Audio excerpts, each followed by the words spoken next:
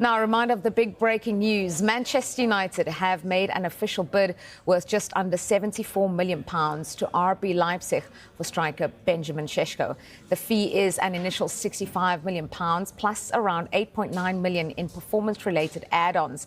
We're going to go to Keith Downey, who is still at the Newcastle United training ground and joins us live now. Keith, what can you tell us? What does this fresh bid mean and the knock-on for Newcastle?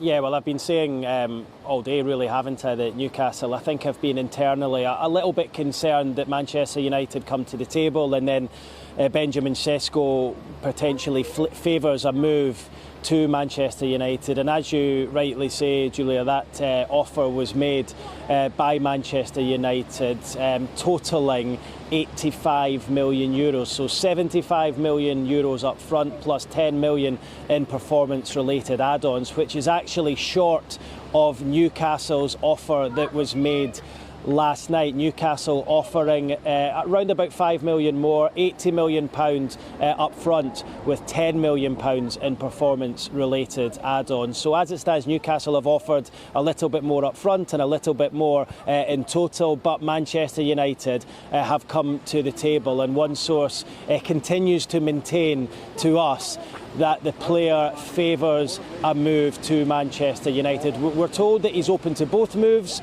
and it's not that he's against a move to Newcastle United, but if it came to a choice between the two, according to this one source, Manchester United would be the choice. Now remember, we have yet to hear back from Leipzig as to whether they've accepted Newcastle's 80 plus €10 million offer last night, and of course we are yet to hear if they've to accept this one from Manchester United as well. But it would be surprising if they accept a lower bid and not the higher one from Newcastle United that was made last night. So it's all becoming a bit of a confusing situation, but I think internally here in Newcastle they were given some encouragement in the last 24 hours that the player would be up for moving to Newcastle, but there was also that concern that perhaps that was just to smoke out the formality from Manchester United to stoke out that interest with a formal bid.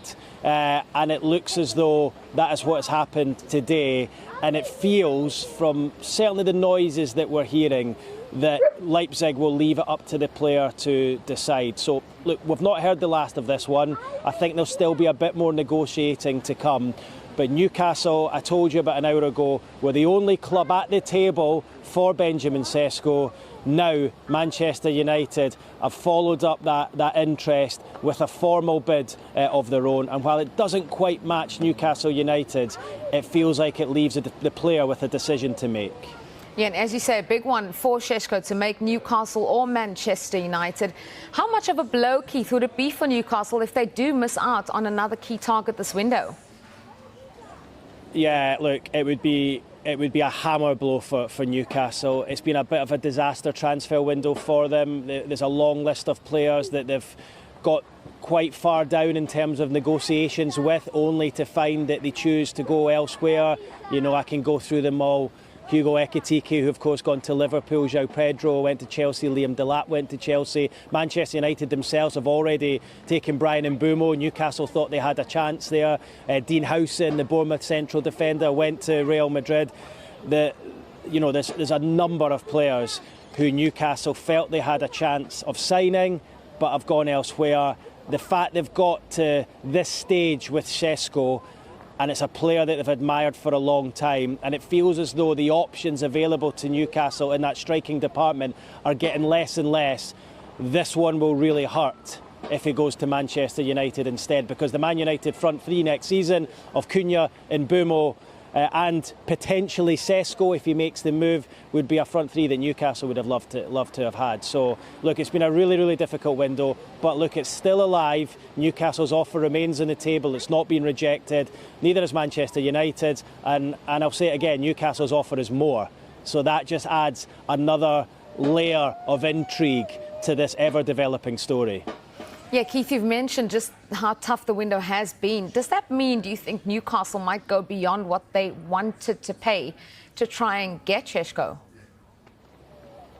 I think they probably already have. Julia, if I'm honest with you. I mean, that's a lot of money as far as Newcastle United are concerned. Remember, their club record was the 58 plus 5, 63 million total that they paid for Alexander Isak 3 years ago. So this offer is essentially £70 million plus round about £8.5 million in add-ons. So almost £80 million the total, so it would smash their club transfer record. That is the offer that's on the table with RB Leipzig, so I think that shows how much Newcastle want to sign the player. I'm sure they'd probably make him the highest earner at the club as well. So look, they're throwing everything at it. They're making it clear to Sesko they want him here, in the knowledge, of course, that they've got a player in the shape of Alexander Isak who's agitating to leave. And of course, you have to remember, if Sesko chooses Manchester United rather than Newcastle United, that then will have a knock-on effect